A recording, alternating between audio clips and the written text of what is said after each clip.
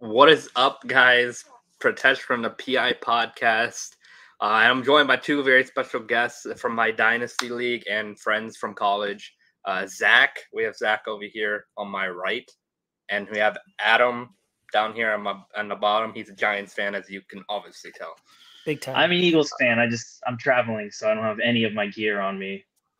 Yeah, they're Eagles and Giants fans, so they got rivals right there. A little rivalry. Well, not really these days. You know what I mean? I mean, yes, we hate each other, but it's not really competitive. It used to be, but now, yeah, someone called Daniel Jones is affecting the whole thing. Mm-hmm. So appreciate y'all for hopping on the podcast with me. Anytime, Pritesh. No problem. Yeah, just for anyone that is watching this from the channel, YouTube channel, there are big changes coming to the podcast, as you can tell.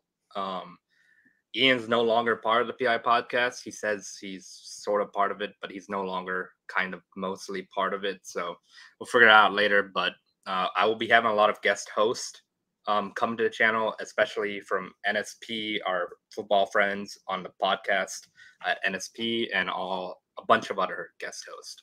And I did find a new co-host, so he will be introduced in a couple weeks. So that should be interesting. But regardless, yeah. Regardless, I brought y'all here. Appreciate y'all for coming again. We can start right off with training camp. I don't know if y'all saw preseason and training camp, the preseason games at all, the rookie quarterbacks in particular.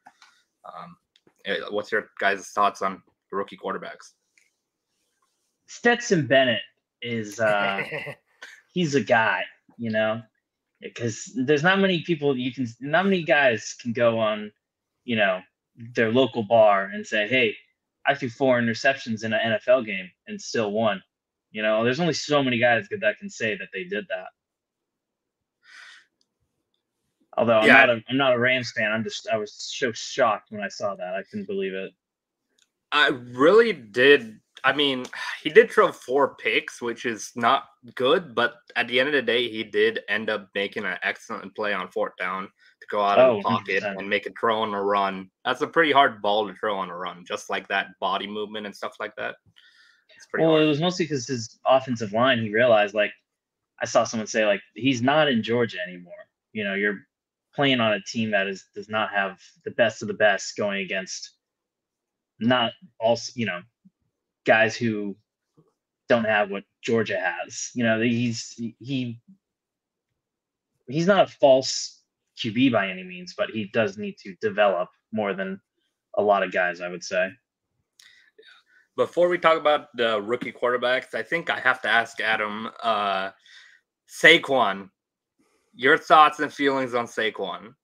So I'm a big believer that if you're in pursuit of a Super Bowl, which the Giants should be, but we're not clearly, but if you are in pursuit of a Super Bowl, paying a running back really isn't the way to get there. I mean, the last team that was paying a running back, like an elite running back, won the Super Bowl. What was it? Marshawn Lynch for the Seahawks back in the day?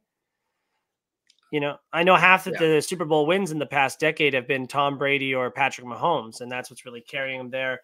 And then the Patriots really had a system of, you know, several different running backs. It was James White and then someone else for the long, like there are 3 different guys usually most of the time. And then with Mahomes, you know, you got Andy Reid, who's always been great at fostering a good run game. And, you know, so we've had Pacheco, we've had Clyde Edwards-Helaire, we had, I forgot what the other guy at the Super Bowl was, Damian Williams, who got multiple touchdowns in that Super Bowl and didn't win the MVP. But no, I think that it's smart to not pay him. He's hurt all the time. I will say that since we are not in pursuit of a Super Bowl, if you want to make fans happy, you know, he is our premier guy. I mean, we all saw the Hard Knocks episode where John Mara's like, oh, I'll be sick to my stomach if I see him leave. And especially if I see him leave and go to our, you know, crosstown rivals, not crosstown, but, you know, cross-state rivals. And that's really hard. I mean, he's the guy that's selling jerseys. He's the focal point of our offense. He's the only guy in fantasy that anyone is drafting from the Giants. I mean, now maybe Neighbors. It depends. I mean, I know he's day-to-day at the moment. But it stings personally, especially since it's the Eagles. And especially since it's the Eagles, I wish we would have just shelled out the money but it does make me happy for the future that we didn't like give this guy multiple years of big money. But yeah, it definitely stings, you know? Big shout out to the Hard Knocks. Definitely that is such an awesome show. I mean, especially the first time doing it in the off season. It's awesome to see that draft process, the free agent process. That show, definitely, I recommend you guys check it out. You're going to learn a lot about the off season work that NFL teams do. It's really good. I will say, as a fan of the team that they did it, like, 'cause this is the first time they did the off-season one, and as a fan of the team that is doing that, especially a team that has been, you know, notoriously poorly run, especially over the last at least 7 years now, like really poorly run in every facet of the game. It's really embarrassing, you know, because you have people everywhere being like, "Oh man, I've seen the conversations they're having. Like, I have those conversations. Like, I could do that job." And you know, I even feel like that. I'm sure there's a lot of stuff that I'm being, big headed about, and I'm sure that I couldn't actually do that job, but it does hurt to open the doors and let everyone see the incompetence. You know what I mean? And I feel like it gives an element of, showing your cards to everyone else, because that people from the Eagles and the Cowboys and the Commanders and so on and so forth are watching this stuff, and it's just a real bad look. So I'm really embarrassed. Yeah, I can see how that goes. But now, Zach, I have to ask you on the other side of the spectrum. You're an Eagles fan. You got Saquon. What are your thoughts on feelings on Saquon coming to your team? So, first and foremost, Howie Roseman, he is a god. You don't talk about other GMs like you talk about Howie Roseman. You don't talk about how the cap situation is always so crazy and things of that nature. And the other thing is the money that we spent on Saquon was mostly retired players. Like, look at Jason Kelsey's contract now that that's no longer there, so on and so forth. We found the money, and it was a 3-year contract, but it's really a 2-year contract with a team option, I think. If I'm, correct me if I'm wrong, because they have an out after 2 years. Which is most contracts nowadays. They have that out where it really is helpful. So it looks good on paper where it's 3-year. What was it? 39, 36 million. It was 45, and then what was it, 30 guaranteed? Yes. But and then you talk about the elite running backs who don't win Super Bowls, but then you look at Christian McCaffrey, who the highest paid running back was just in the Super Bowl. Now, granted, he ran into Patrick Mahomes, so what can you do there? But the system is capable of paying a running back, paying a QB, paying 2 wonderful wide receivers in Devontae Smith and AJ Brown, and everything else, offensive linemen. It just really depends on the cap. So, Adam talked about showing all your cards as the Giants, and appreciate that 100%.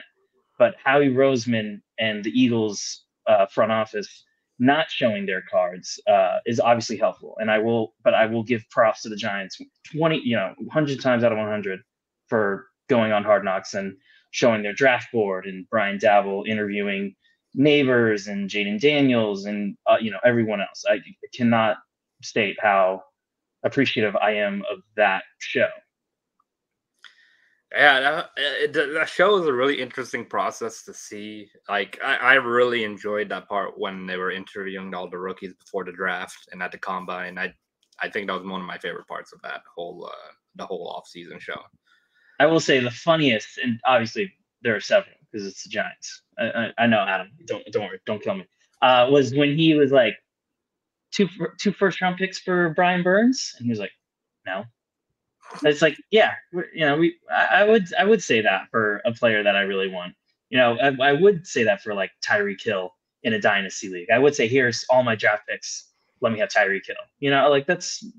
It's in our nature. Not everyone is, these Daryl Morey talking about, you need to do this trade for James Harden and Ben Simmons right here, right now. It's all play for show. It's Moneyball at the end of the day. So. And then they did work out that deal for Brian Burns, which helps a lot, especially with Kayvon Thibodeau on that line and Dexter Lawrence. So I think I'm really excited about that. I think that our defense is going to be pretty good this year. I do not like giving up Xavier McKinney because I think he signed this huge deal with the Packers, and then we got a guy later on in the draft, and I don't really like that scenario. I mean, it just sets a bad precedent when you draft a guy, you develop him, and he becomes, an above average player, and you don't reward him with a contract. I think that just, other players now, like Malik Neighbors, like, oh, am I going to get paid if I show out, So I don't really like that at all. But I mean, I do like getting Malik Neighbors. I think that Daniel Jones hasn't had a quality wide receiver really ever. I mean, we had the ghost of Kenny Galladay and the ghost of Golden Tate. Basically, whatever Detroit Lions wide receiver is left over, we've taken. And then just a bunch of other scraps, What? If only we had Calvin Johnson. I take him today. You know what I mean? I would take any Calvin Johnson any day. Anyone would take him. Anyone. But I don't know. I think that there is a sense of urgency inside of the Giants right now. I mean, I think that everyone's kind of on the hot seat. I mean, they say it in Hard Knocks. We bet it all on Daniel Jones, and we know what Daniel Jones can do in a contract year. Now, that being said, the year he made the playoffs, it wasn't like he was throwing, I think he threw 15 touchdowns the entire season. But now he has a real wide receiver in Malik Neighbors. Now maybe the offensive line is finally going, because we got to remember in the last 5 years, the Giants offensive line has been historically bad, so I do feel bad for Saquon, and I am happy for him going to a better offense or the better offensive line, because when you face the Giants, all efforts are focused, when you're on defense, are focused on Saquon Barkley. But, now you're on the Eagles. It's okay, well, Hurts can run. We have A.J. Brown and Devontae Smith. That's one of the best wide receiver duos in the league. Dallas Goedert's definitely a top 10 tight end at least. And, they lost some key offensive line pieces, but, Saquon's not going to have all the focus on him. So I'm excited for him. But I think Daniel Jones, I still believe, naively, I believe in Daniel Jones, but he's my quarterback right now, and I'd rather have him than Drew Lock. So...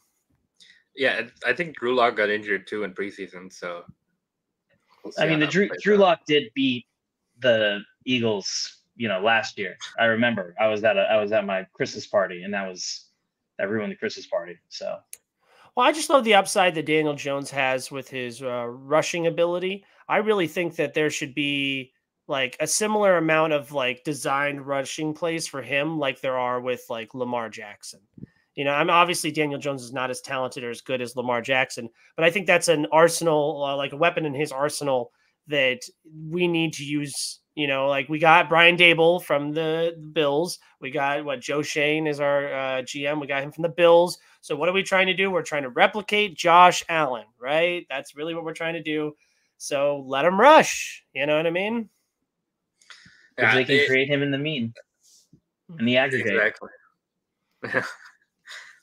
It was and throughout Hard Knocks, they also talked about their plan with Daniel Jones, maybe we should go draft a quarterback this year. This is a good draft class. It was just interesting to see that they know that they have to think about if Daniel Jones, this is his make or break it year, realistically. And they're they couldn't get a deal done this year, and I think they were going to draft they were high on Jane Daniels from what I saw from Hard Knocks. Mm-hmm. So that would have been interesting if they did get enough trades to get it done to get Jaden Daniels. I think they really, really liked him in his interviews and everything. Well, Drake May is the guy that I really heard them pining for, especially trading with the Patriots. Now, I don't really like the concept of trading up unless you have to hit. You know what I mean? Unless that player is a top, 5, 10 player at their position at some point in their career, that is such a failure. You're giving up so many extra assets, and then these are cheap assets, draft picks. You know what I mean? These are, guys you don't have to pay very much who could be very good right out the gate. So I really hate the idea of doing that. I really loved when the Giants, I think it was 2 years ago with the Bears, we traded back, I think it was 3 picks or something like that. And then we got an extra pick for the following year. I think that was someone we got Thibodeau and Neal. And that was really rewarding. I mean, we didn't really do much with it because Neal is not really panning out like we want him to. But I'm happy we didn't trade up for a quarterback, because especially now, because we're hearing bad stuff about Drake May. Are you guys hearing about what's the backup guy, Talbot? Joe Milton. Joe Milton. Joe Milton. Milton. Oh, You're Milton, exactly yeah, right. yeah, great quarterback at Tennessee. Great Well, quarterback. I'm hearing rumblings about him, starting over Drake May over there. I'm sure he won't because the assets invested in Drake May, but I it's will just good to say, know I it feel mean, like it dodged a bullet. it's a RG3 Kirk Cousins situation at that point, where Mhm. it's which one is better at the end of the day. I will say, Milton does have a history of showing out in camp, but it's like in game it can be a little different. So that means obviously, hopefully, he moves past that, because I remember when he played at Tennessee, his camps were like golden, and then they had to bring in Hooker and things, and that happens. But the other thing about the Giants, oh yeah, Trubisky. When you were talking about trading away, the whole farm, like I just thought like Trubisky. That happened. Yep, that happened. What This is it? The guy Trey Lance from the Niners. Trey Lance. Yes, I mean but the other thing is drafts are a crapshoot at the end of the day. It's like, other than Mahomes and Tom Brady, who are you really hitting on? You can hit on everyone, but and then you got the Cowboys trading with the Eagles to get Devontae Smith, which is unheard of. The draft makes no sense at the end of the day. Yeah, It's the all whole league passed on Brock Purdy last year. I mean, every oh single yeah, team had a shot at him. Mr. Irrelevant went to the Super Bowl. So I don't believe in Brock Purdy. I'm going to come out in that. I think that you could put honestly, I genuinely believe if Daniel Jones was the starting quarterback of the 49ers, they would be just as good, if not better. Daniel Jones has the rushing ability that Purdy actually flexed a little bit of the rushing ability. What was in the Lions game? I remember it was like really clutch. He got like a first down or two because of his legs. oh yeah, they won that game for him, I think, because of that. Yeah.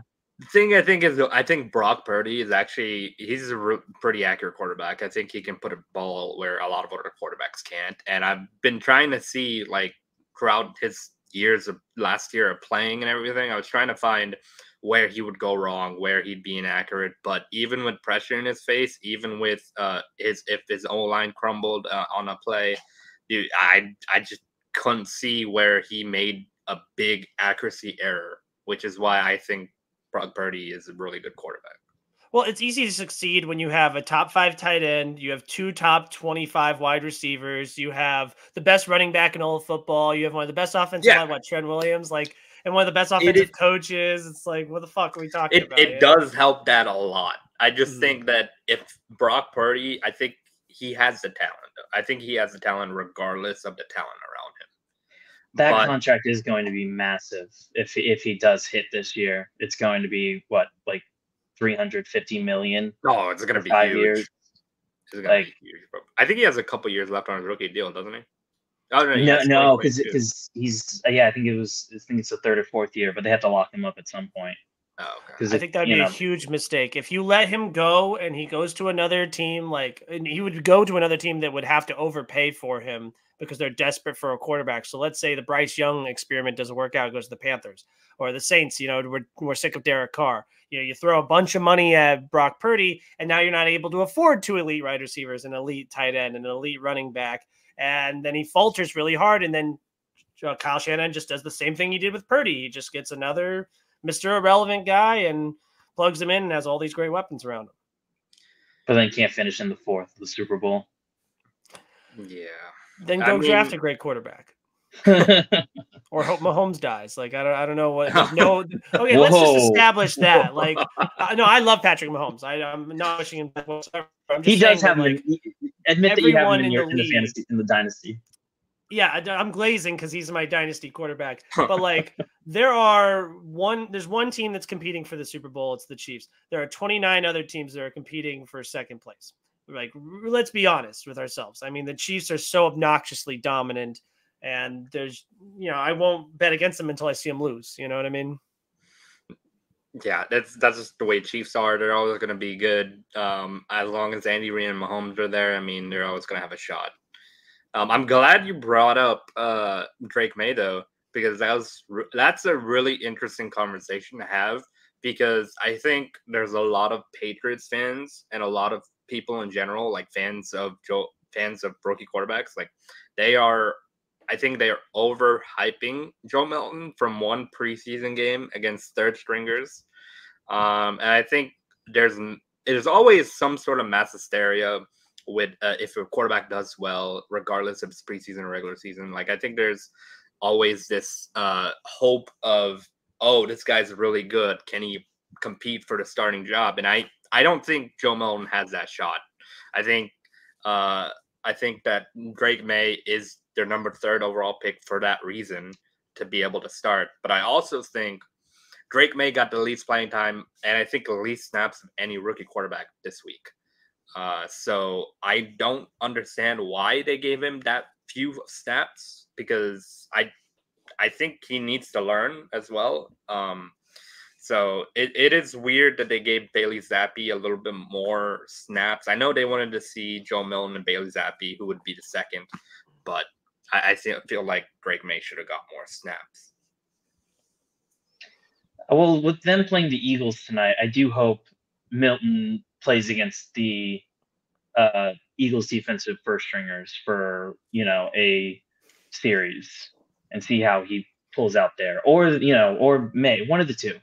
If either of them show out against the Eagles defense, which is top 10, I believe, preseason wise, their ranking is top 10 at least, or top 15.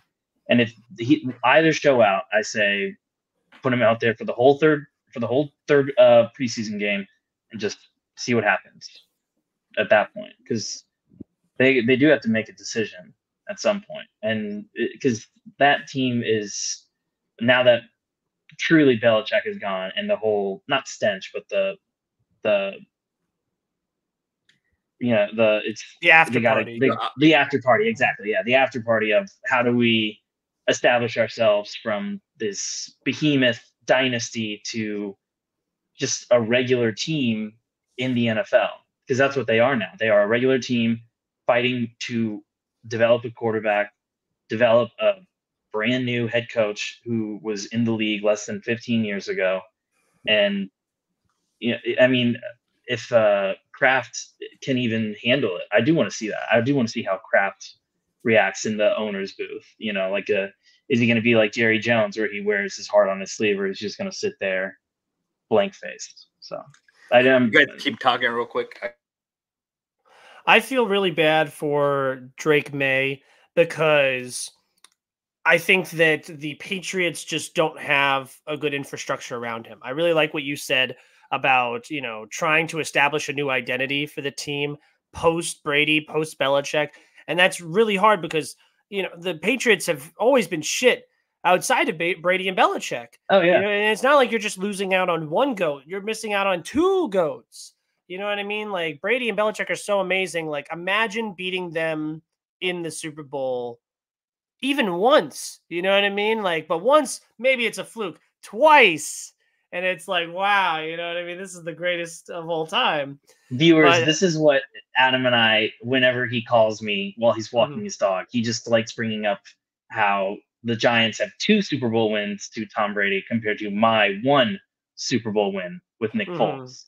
Well, but now it's like even Brandon Ayuk doesn't want to go to New England, which that would, even then, if Brandon Ayuk went over there, because who else do they have right now? Devontae Parker and Juju Smith-Schuster. I think Juju's gone. They just released Juju Smith-Schuster like 2 days ago or something.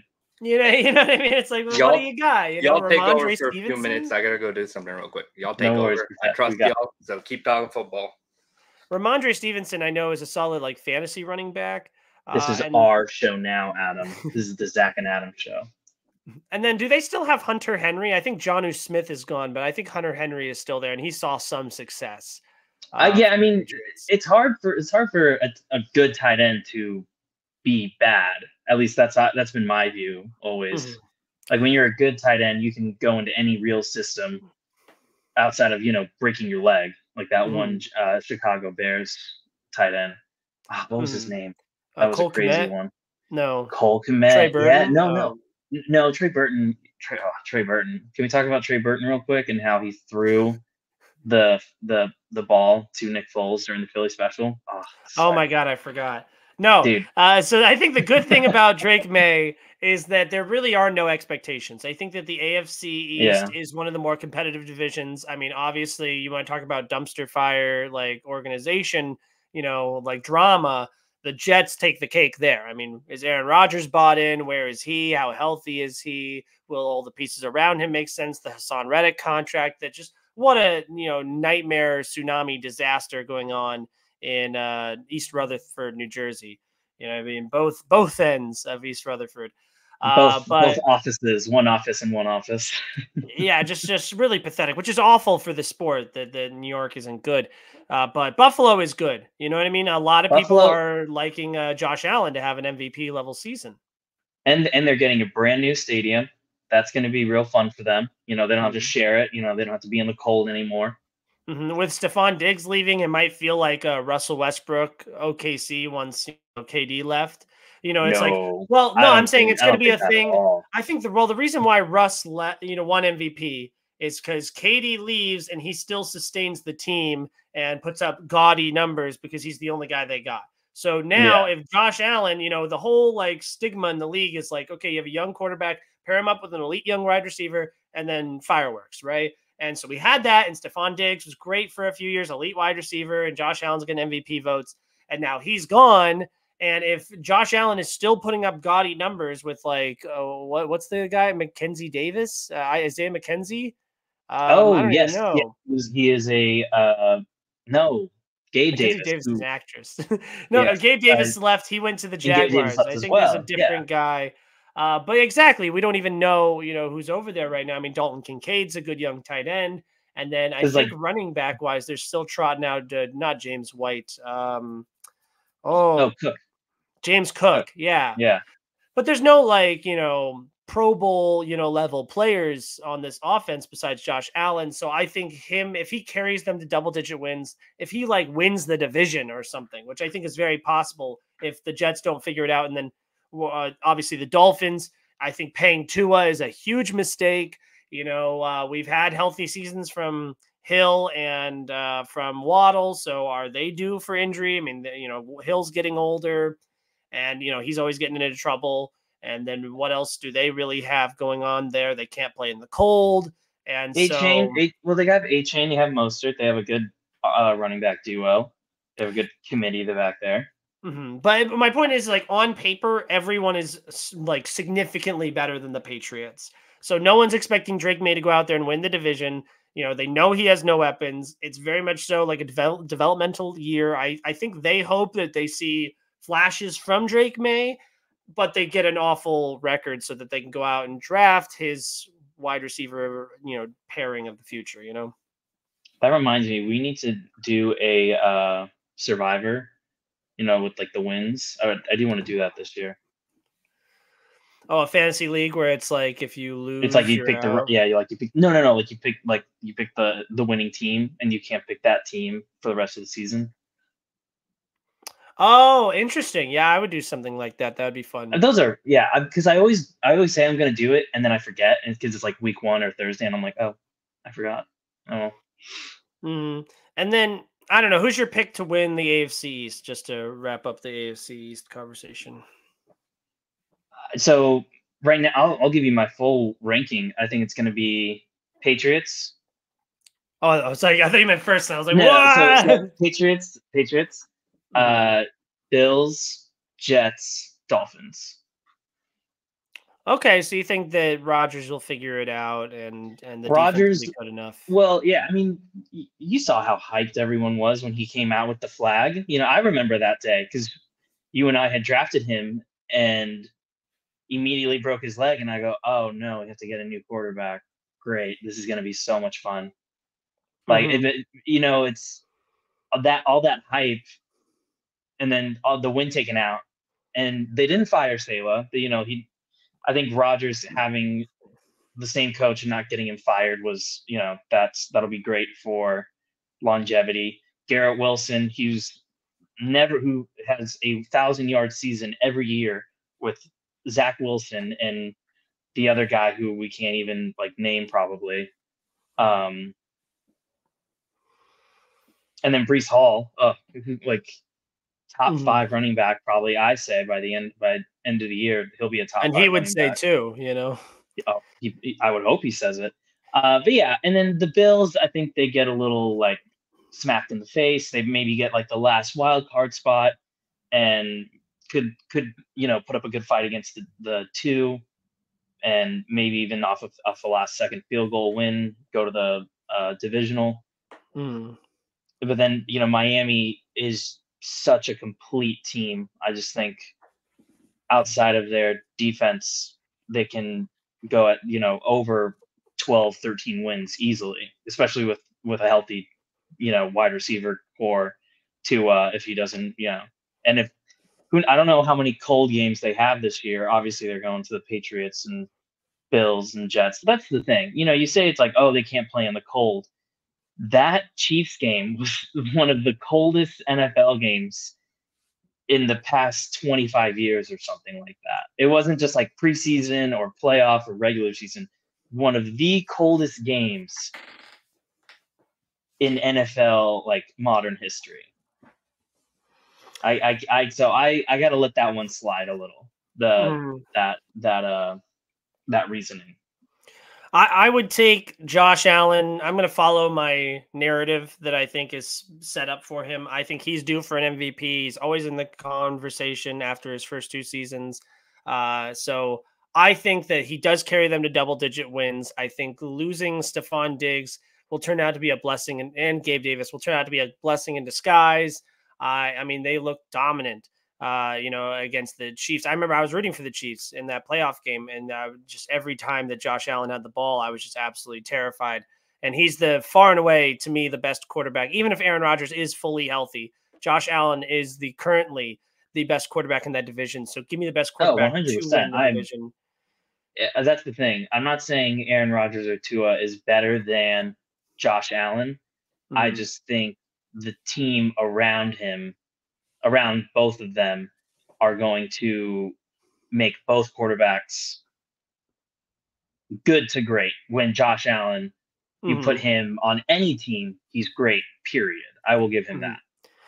And then I'll take the Dolphins at the second place. I think that they get a wild card spot. I think that they're just barely behind the Bills. I think like the Bills like win the tiebreaker or something like that.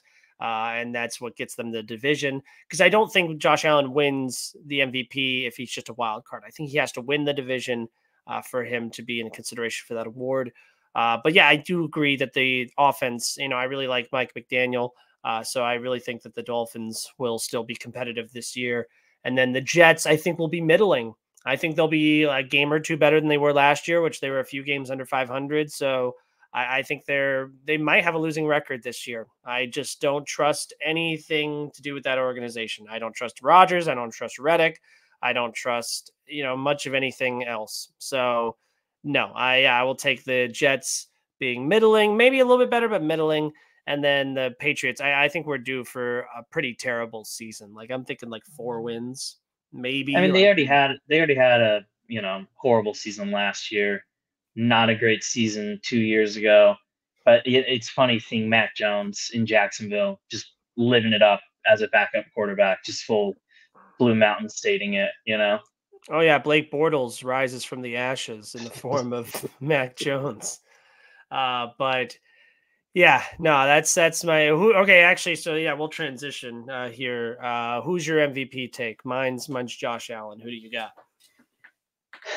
Obviously, I am a homer. I would say Jalen Hurts if I had to say, I want to say this. I think the MVP always going to a quarterback is boring, sucks a little. Not there's 32 players that you're picking from a crop of however many. There's not even 32 starting quarterbacks. Really good. that are good. Yeah, there's only 25 really good quarterbacks, but there could be like a dark horse. Like I think maybe like Trevor Lawrence. I would love to see that. Honestly, like seeing a number 1 guy win it.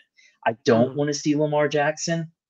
And boring. it's that's the thing. Like, it's nothing against Lamar. I just think seeing him win again after his MVP season, because who was like really good, and they were like, this guy should win.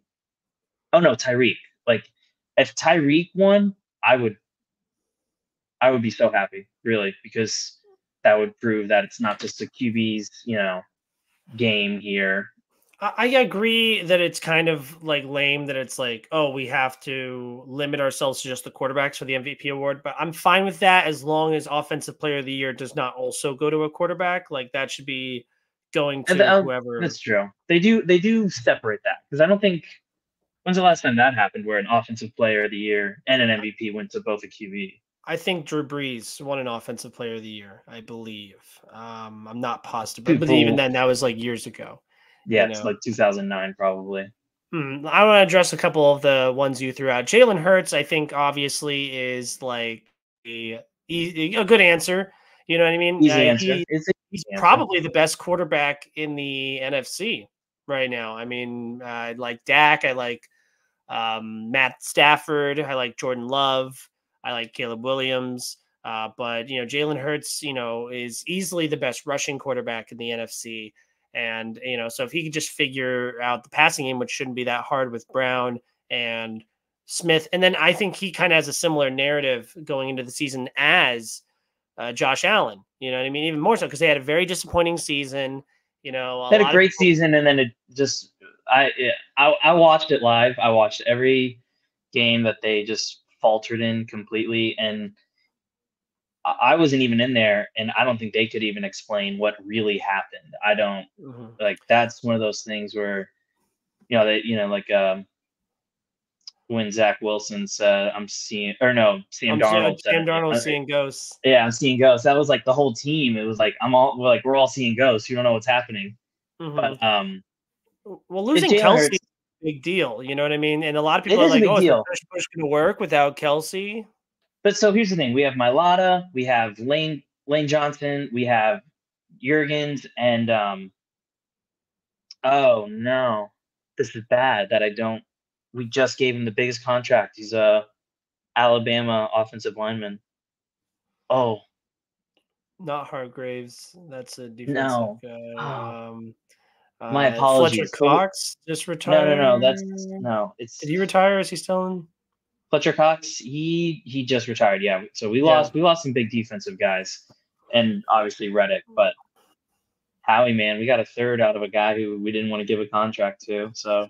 Well, that's what I'm saying. I think that, the Eagles are losing a lot. No one has faith in Nick Sirianni. They had the brain drain a few years ago. So if the Eagles, have double-digit wins, if they handily win the division, which I think they could easily do, then I think Jalen Hurts is a good case for MVP. You also brought up Lamar Jackson. That would just be boring. I agree.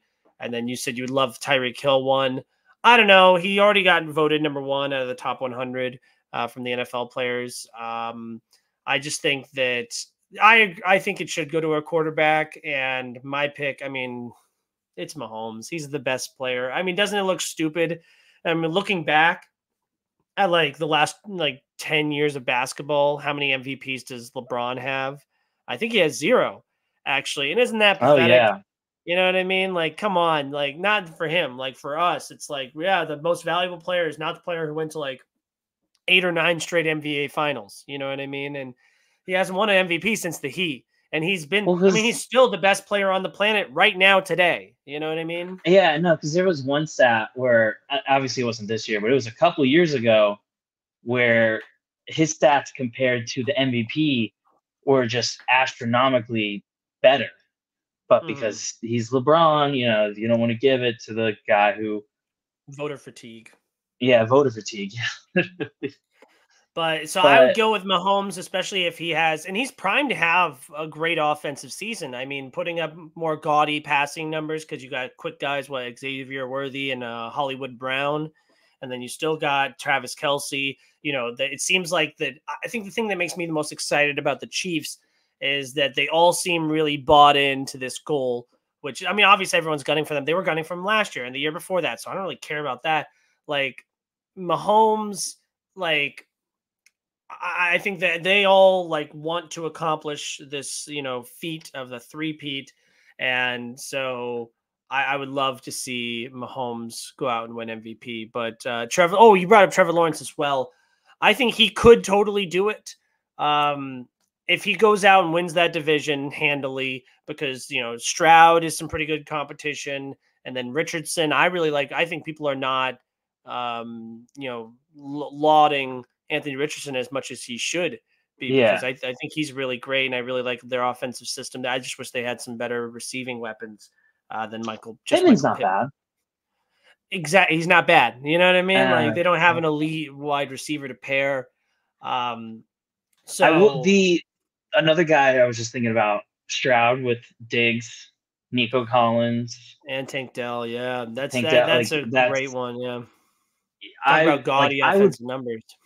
Like I would put $20 on CJ Stroud today, but I don't gamble. So, and then I don't know who else. I mean, maybe Burrow comes back and has one last great ride with T. Higgins before he leaves. Tristan, sidetrack. In our dynasty league, he's like Joe Burrow for AJ Brown. It's like, what? No, I can't do that. I think it is equal value, but it is apples and oranges. You know what I mean? Especially since I would then, quarterback. Yeah, I would have no wide receivers. Oh, and Jahmyr Gibbs, he just got a hamstring or ACL injury last night. So, I gotta think about that too. That's the thing. He's out for the year. Could be out for the year. Could be out for like 10 weeks. Who knows? But like the Lions, the Lions, that's going to be a great team too. Mm-hmm. Oh yeah, I mean, I think that the NFC North is probably one of the more interesting divisions in all of football at the moment. One take that I have, actually, I'll say it in the MVP conversation. This could look really bad. I want to point this out. Like you can clip this, and then literally in like a month, I could look like a fucking moron, right? Chat, clip this. I don't know if we're allowed to like curse on the show here, but Pritesh is we run this show now, baby. Prisoners are running the asylum. I think that there's a non-zero chance that the Chicago Bears win the Super Bowl this year. I think that there is a non-zero chance that Caleb Williams is everything that he's like lauded to be. He's got the receivers around him. He's got a good defense behind him. He's got a great city that's hungry for a great quarterback. And I really love to put stock in Caleb Williams' chances this year, not only for Rookie of the Year, but to be playoff bound and to even enter in that MVP conversation. I just think that would be really great for the league. So that's something I'm like really rooting for. You know what I mean? Being in Chicago the other day, that was my dad. He texted me. He was like, me and your mom, we might have moved to Chicago. And I was like, oh, thank God. He was like, why? What's wrong with Chicago? I was like, because I would have been raised a Chicago sports fan. Which the Cubs World Series was really special. Series, and then if you were a White Sox fan back in 2005, that World Series was special. I would have been 7. I would have been real happy about that one. I would have been like, oh my gosh. And then you would have just missed out on the Bulls dynasty. That would be the worst. Like being a Bulls fan in the year 2024, you're just wearing your Jordan jersey, and you're like, man, remember Jordan? Like that. I feel like that. How many conversations in Chicago have started with, you guys remember Jordan? That was a good time.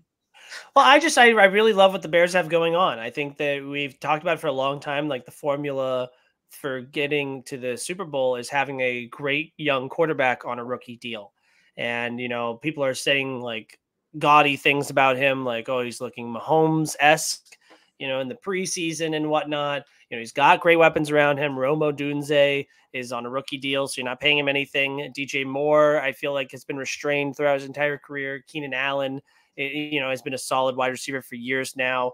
They went out and got Swift. They, still have Cole Kmet. They got a good defense. I really like their chance. I love the Packers' chances before they paid Love. I did not like that they paid Love as much as they did. Yeah, and also having Aaron Jones and Josh Jacobs, like that's just a weird running back combo. Mm-hmm. Pritesh, just to catch you up, we we continued the Drake May conversation. We kind of parlayed that into just talking about the AFC East dynamic this year, which we parlayed into the MVP conversation. And then now we're over to the NFC North. So if you want to take the reins back. Oh, no, you're good. No, I think Caleb Williams, dude, I just think he has so much talent. I mean, it's hard because I've seen so many people say, oh, he's going to be a bust. Oh, he's going to be a bust. I just don't see that happening with the talent he has. I mean, yeah, Chicago's not the best place you want to play for. They really don't know how to develop quarterbacks. But I think he has all the talent in the world, and with the few snaps he did get on the preseason game, I mean, he looked like he knew how the offense ran. I mean, it's sort of simple plays. We won't really get a feel for that until like week 3 of the regular season. Yeah. But I think Caleb Williams is all the talent in the world. I mean, he's the overall pick for a reason. I don't think he's going to be as big of a bust like any other number 1 overall quarterbacks that have been drafted in recent years. I just like him. And he's like 10% better than Baker Mayfield. Like, are you mad at that? No. Who would be mad at, a Baker Mayfield level QB that has actual weapons currently, Like, the only really bad number 1 pick has been, Jamarcus Russell. I can't think of any like truly bad number 1 picks outside of like, offensive linemen or defensive tackles. You got Myles Garrett. Like people shit on the number 1 pick so often because obviously it's the new shiny thing. But Caleb Williams for 2-3 years was the guy that you wanted to take number 1, no matter what you had. And even then, Bryce Young still got, Carolina still traded up for Bryce Young. Like that's not a good number 1 situation. No, not at all. Yeah, they had their options at number 1 there. Talking about like breaking news, kinda. JJ McCarthy, he's undergoing surgery on his knee. Timetable for his return is not set yet, so it could be a while before he comes back. So unfortunately for the Vikings, JJ McCarthy is going to be out for a while. My reaction to that is it doesn't really change how I feel about the Vikings' chances this season. I already felt like that was a pretty competitive division, and that's not the team with the rookie quarterback in that division that I'd want to bet on. I mean, it sucks because Justin Jefferson is such an elite talent, and then even TJ Hawkinson's like a borderline top 5 tight end in the league. So it's really sad. And then they got that other guy, too, Addison. Jordan Addison, yep.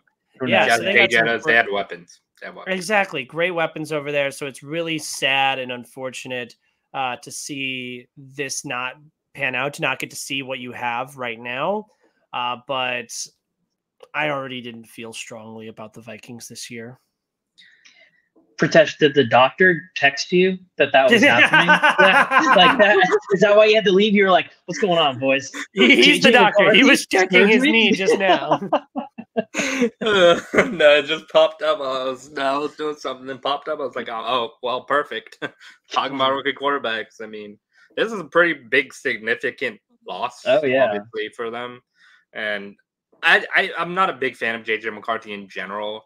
After us watching that national championship game, it's like, I mean, I don't really see much from him, but if he can learn, it's going to be behind Kevin O'Connell. He's a really good coach. I think he's a really good coach. And knows how to coach that team. That's a good segue for me because my job is can be a fun job, can be a not so fun job, but it can be a fun job. Tell us about your job. Zach has a fun job. He gets to go everywhere, basically. I do get to go everywhere. Adam is, the cool factor is worn off on him because he hears so much about it. But I am a sideline audio engineer, which means I go on the sideline of football games and record audio of players, coaches, things of that nature. And I did the Rose Bowl. I was on the Alabama side, not on the Michigan side. But I will say, watching JJ McCarthy at the Rose Bowl and them beating Alabama, and not just any scrub Alabama team. They were number 4. They beat Georgia. When he's in the right situation, the right coach, the right coach for him. And I think Kevin O'Connell is one of the best coaches you can have as a QB, even a top 20, 25 QB. You look at even Kirk Cousins, he made a real guy, which obviously Kirk Cousins isn't a bad quarterback by any means, but he got him to the playoffs. They got those, What happened when they went to the playoffs? I forget. Did Kevin O'Connell and Kirk Cousins do a good job in the playoffs? You get one of these like a month, so you can do it now if you want. I mean, I'm just saying, man, how good could he really be if he lost to the shit, Daniel Jones? No, I will. Well, here the thing about I think their defense wasn't good. Then their defense was horrible. Well, because the Colts game when they came back, 38, like 3 or something crazy, the biggest comeback of all NFL, history. That wasn't really on the offense; that was on the defense. But yeah, do we want to just fully segue into my job? Because I know Pritesh really wanted me to talk about it. No, go ahead. Yeah, go for it. Well, so I can't be worried about his Daniel Jones. Eagles beat them 38-7 in the divisional. Anyways, oh my God, we scored a touchdown. That's embarrassing. You scored a touchdown. Hey, you know what? You scored a touchdown. No, so yeah, my job is real fun. So this is a microphone and a transmitter that has been on a lot of crazy names, and I can't talk about a lot of names, but there's one name now that I can talk about since he's retired, and I'm in Birmingham, which is funny. Is Nick Saban. So this has been on Nick Saban. It was pretty fun, pretty crazy. Yeah, a lot of cool names. I've worked with. Yeah, it's weird. It's weird. I can't talk about these names. Sometimes I think about because it's like, oh, you can't reveal this information. It's okay. I mean, you might have to get one of them on a podcast or something. Yeah, I know. I did do a podcast where I did like 3 big names. One of which was Devin Hester. That was a fun podcast. Cool. I mic'd up Devin Hester. And the Raiders cornerback, one of the best of all time. Charles Woodson. Yes, Woodson. Yes, that was another one. So those, I can talk about those 3. So yeah, those 3 names, a couple other big names. I did do the Super Bowl one year, and one of my greatest achievements was putting my this microphone over Patrick Mahomes' head and getting a couple of sound bites from him, and then him winning the Super Bowl against the Eagles. That was that's awesome. Oh well, not awesome for you, but awesome in general. It was one of those things where it was such like a high, and metaphorical high, because I can't be high at the Super Bowl and working. Metaphorical high, getting him and a couple other crazy names, and then but then watching that game and being like, oh, my favorite team lost because of a slight hold. I'm not going to call it a real hold. It was not a real hold. It wasn't because of the fumble. It wasn't because of the fumble. No, it was because of the hold. Holmes is really great. Yeah. No, just the holding. No. By the way, former Giant James Bradbury there. Once a Giant, always a Giant. Once, you know what? I will say, once a Giant, always a Giant. If Saquon fumbles in the Super Bowl, then I can say that. I don't know, Adam, how would you feel if that were to happen? If Saquon Barkley were to fumble in the Super Bowl against Patrick Mahomes and they go 3 for 3 because of that? I'd be so happy. I'm like here for, history. You know what I mean? Like, I know a lot of people got sick and tired of, and I know this is basketball, but Cavs Warriors, like 4 years straight, right? That kind of got boring to people. I was like, I was like, oh, all the best characters, like all this built up drama and whatnot. And like, yeah, it got stale towards the end because it got kind of lopsided. But like, I don't know, here it's kind of nice being a fan of a shit team, because it's like, oh, well, it doesn't matter anyways, because if we were good, we wouldn't be good enough to beat Mahomes anyways. So it doesn't matter, That's a good way to look at it. Mm. Yeah, when the Giant season's over, which is week 1, I like just start rooting for Mahomes in my fantasy team. You know, It's like that one Family Guy bit oh, where and the season's over. it's like, yeah, it's yeah. Mets opening day, and here's the first pitch, and the season's over. For our viewers at home, Adam is also a Mets fan.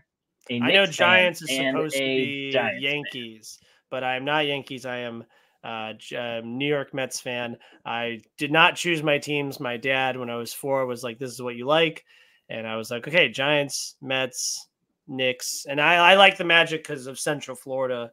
But yeah, and then I don't care about hockey, but I guess Islanders. He was raised to be an underdog.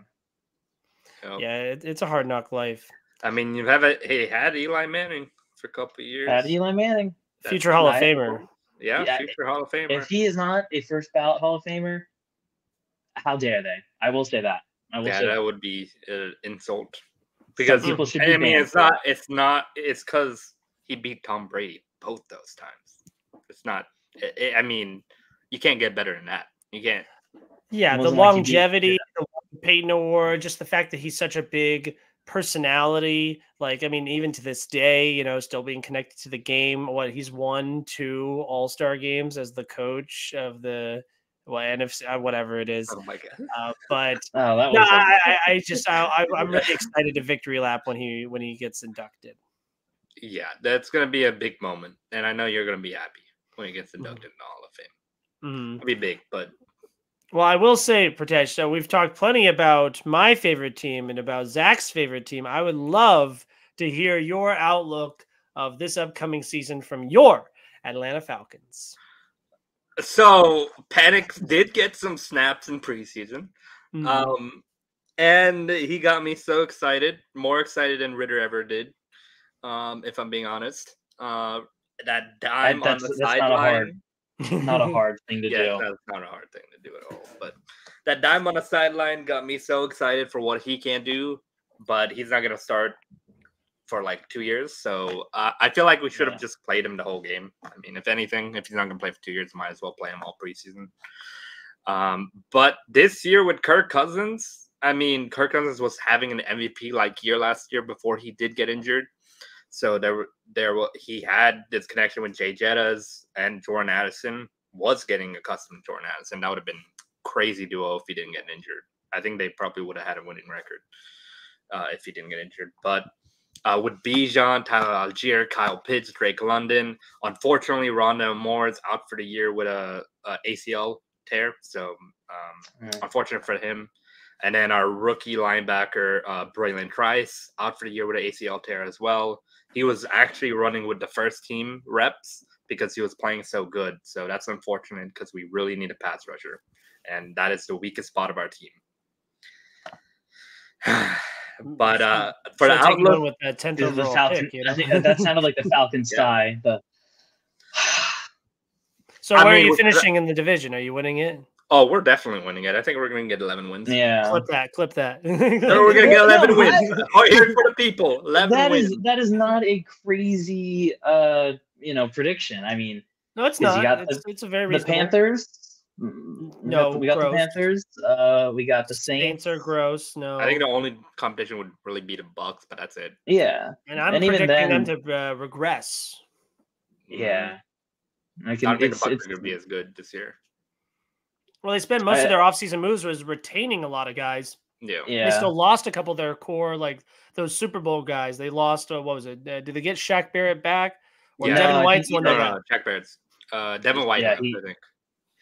Devin White went to the Eagles. Yeah, because Howie Roseman called him. Yeah, well, he knows. Of course, he knows. And the story he talked about was crazy. How he was like God came to me in the form of Howie Roseman. Like he said that in a interview. I was like, that is a weird way to say it. Awesome. Well, no, because it was like they were like speaking the same language or something to that effect. And he was like, that's what I needed to hear. Because every other GM was kind of disrespectful apparently and wasn't giving him like the not the words he wanted to hear, but what he wanted them to be putting down, they weren't putting down, and how he did. And so he was like, well, not a bad not a bad team to go on. Mm-hmm. I would love to ask this question. Fast forward 25 years in the future, we're looking back at the 10 years of both Kirk Cousins and Michael Penix on the Atlanta Falcons. And 25 years from now, who had the better tenure with the Atlanta Falcons, in your opinion? I think it's gonna be Michael Penix. If I'm being honest, I think he's just gonna have more time to develop, more time to. He's already gonna be developed to the max by the time he starts. And giving a 10-year time range, Kirk Cousins realistically only going to be here for a couple of years. I don't see him lasting more than 2 years. So I think Penix has the more upside to win, but Kirk Cousins, it is this window that we have right now is really good for us to go win some playoff games this year. Maybe not this year, maybe next year. We actually make a run, go to the Super Bowl, win it. So in that regard, Kirk Cousins could very well win us the Super Bowl. But I think Penix will do more for the franchise than Kirk will. Mm-hmm. So you think 2 years from now, Penix is the starting quarterback. So you think we're going to get 2 seasons out of Kirk, and then we move over to Penix? Yep. I think Kirk's going to either retire or we're going to have to let Penix start because Penix is already – he's going to be like, 27, 28 by then? Mm-hmm. So, I mean, there's no reason to sit him even more. And he's already going to be older than Jordan Love before he started. So it just doesn't help. I think we have to start Penix in 2 years at least. Mm-hmm. That makes sense. Who do you think has the most impressive offensive season from the position player? I mean, is it Bijan? Is it going to be Kyle Pitts? Is he finally going to become a bona fide top 5 tight end? Is Drake London going to enter top 10 wide receiver conversations? I think Kyle Pitts is going to have a breakout year. I think as actually a quarterback that can actually throw on him. The last quarterback he had that he actually was able with a good quarterback was Matt Ryan, who got him to basically almost broke the record for tight end receiving yards for a rookie. I think Kyle Pitts is really going to break out this year, and he's going to get a lot of touchdowns. Bijan as well. Bijan, he's going to get a lot more reps. He's going to go over 1,100 yards. In my opinion, he's going to go over 1,100 yards. Drake London's going to go over 1,000. Kyle Pitts is going to go over 1,000. But yeah, no, I think it's going to be a really good year. I am really excited for this year. I don't think I've been this excited since a year after we lost the Super Bowl when we had that winning record and went back to the playoffs. And yes, Zach, I know. Don't mention that playoff game. Okay, we don't want to talk about that. I was just gonna ask, and this is, that's like level A burn. This is like level C. How many times do you think you have said, I think this is Kyle Pitts' breakout season? I don't think I've said it during Desmond Ridder and Marcus Mariota's tenure. I think the last time I said it was Matt Ryan's last year, which was his rookie year. Okay. But I think I've said it maybe once. I think a couple years ago. If I were to word association, I would say when Kyle Pitts' name gets brought up, it's breakout season, over 1,000 yards, 8 touchdowns. But but then it's 3 touchdowns, 500 yards, under 30 receptions. It's which I don't want. I don't want a player to be bad. Like, I want him to have a breakout season. Obviously, it's just it's like chasing the dragon. It's like, oh, it's gonna happen. It's gonna happen. It's gonna happen. Yeah, no, I definitely I have to have a realistic outlook at Kyle Pitts. But last year, he did have a knee injury that he wasn't 100% the whole year. So that kind of factored into all the things he did do. But also Desmond Ridder being that bad and Taylor Heineke, having to put him in, that it only hurt him, not help him, especially with the knee injury.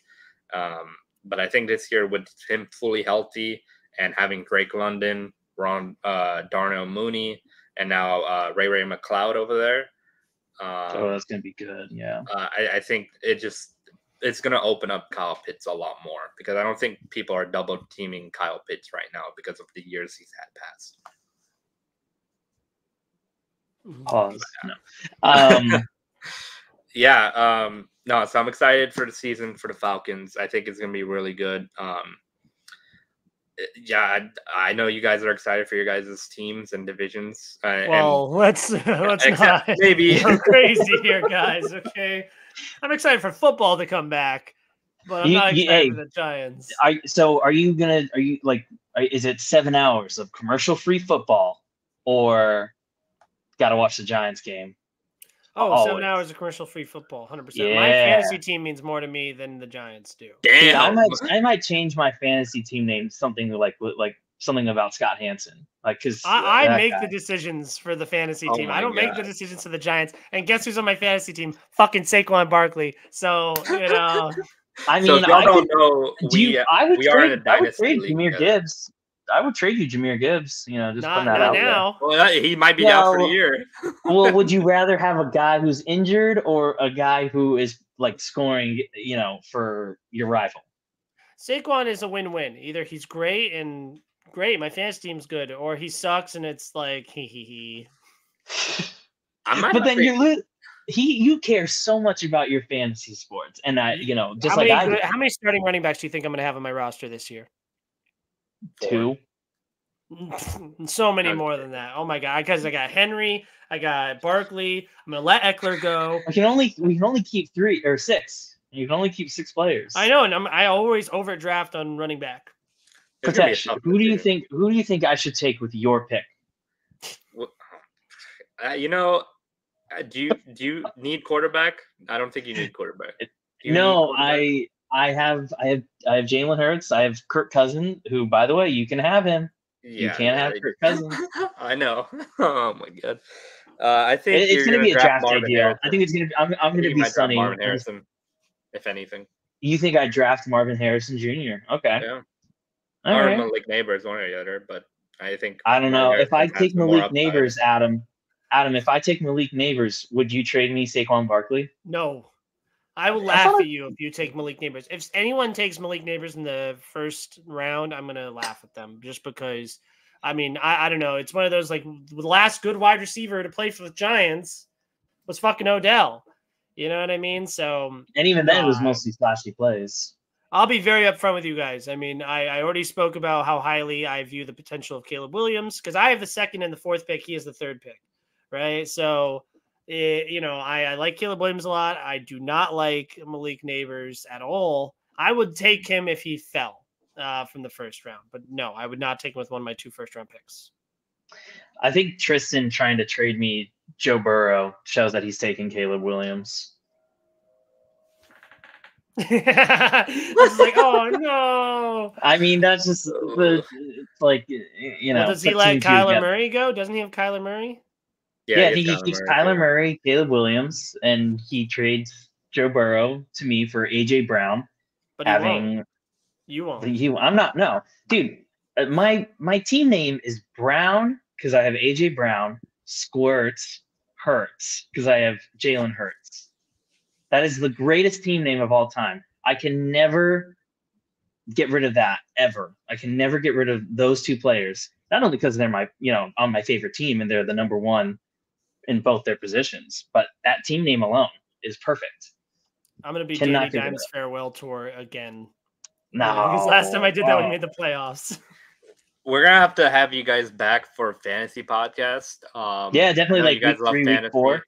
Yeah, definitely get you guys back for a fantasy podcast. And I appreciate both of you for hopping by and talking football. It was a lot of fun. Hope you guys enjoyed it as well. I mean, literally we talked about a lot of different stuff. This is Zach and Adam. We are all in a dynasty. We started, what year did we start? 2020. We've done 4 seasons now. Yeah, we done 4 years of our dynasty league. I did 3, and I came in like a wrecking ball, and I traded Cooper Kupp and Tyreek Hill. So many crazy trades. I loved it. It was great. Yeah, the dynasty league is a lot of fun. I do want to thank y'all for watching this podcast. This is going to be a pre-recorded podcast. Eventually, we'll be going live again on the podcast. This one specifically will be pre-recorded, maybe the next couple. But thank you, Zach, again. Adam, thank you.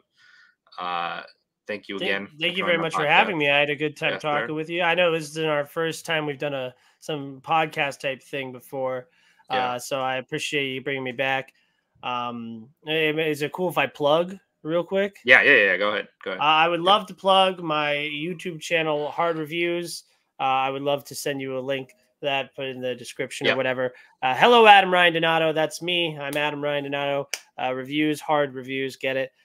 We do movie reviews. I am a part of the Critics Association of Central Florida, so I can see every movie early. Not every movie, but most of them. I just watched Alien Romulus yesterday. I want to see that movie. The embargo is yet tomorrow at 3 p.m., so it'll be out then.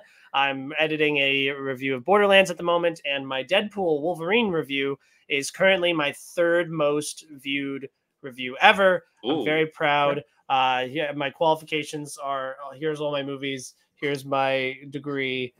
So go, if you like movies, go over there and watch some of those videos, please. And thank you.